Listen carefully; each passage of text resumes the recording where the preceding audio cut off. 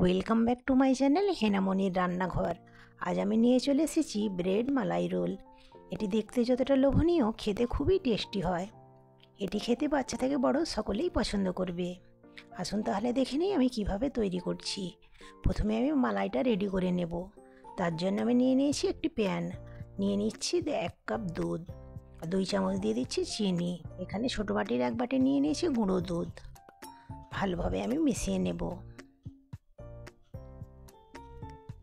মেশানো আমার হয়ে গিয়েছে। ওই বাটির 1 বাটি নিয়ে নিয়েছি বাদামের গুঁড়ো। আপনারা যে কোনো বাদাম নিতে পারেন। গ্যাসে ফেলে অন করে নিয়েছি। অনবরত নেড়ে চেড়ে আমি ঘন হয়ে আসা পর্যন্ত অপেক্ষা করব। অনেকটি ঘন হয়ে এসেছে। মালাইটি আমার রেডি হয়ে গিয়েছে। এবারে নামিয়ে নেব, ঠান্ডা হওয়ার জন্য রেখে দেব।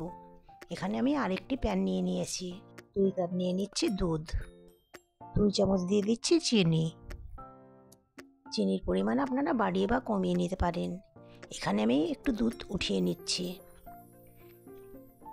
1 চামচ নিয়ে নিয়েছি কাস্টার্ড পাউডার। ভালোভাবে আমি মিশিয়ে নেব।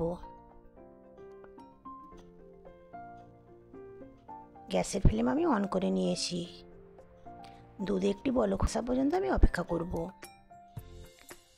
দুধে বলক চলে এসেছে। কাস্টার্ড মেশানো দুধ আমি মিশিয়ে নেব। একটু একটু করে দেবো আর মেশাতে থাকবো।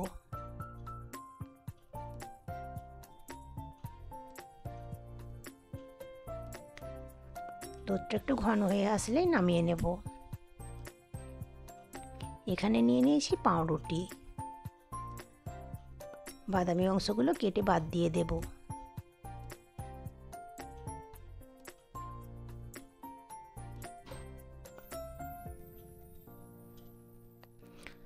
সবগুলো কাটা আমার হয়ে গিয়েছে। একটি প্লেটে উঠিয়ে নিচ্ছি।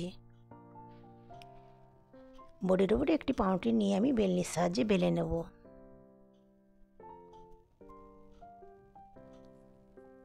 ঠিক এইভাবে বেলে নিতে হবে।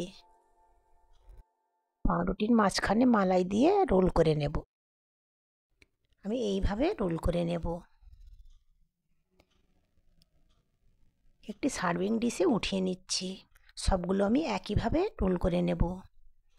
ওপর দিয়ে কাস্টার্ড মেশানো দুধ আমি দিয়ে দেব। দুধ দিয়ে আমার হয়ে গিয়েছে। কিশমিশ দিয়ে গার্নিশিং করে নেব।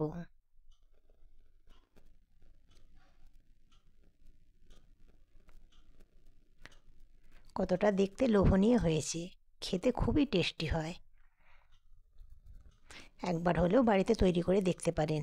ভিডিওটি যদি ভালো লেগে থাকে লাইক কমেন্ট সাবস্ক্রাইব করতে ভুলবেন না। একটি কেটে আপনাদের দেখাচ্ছি।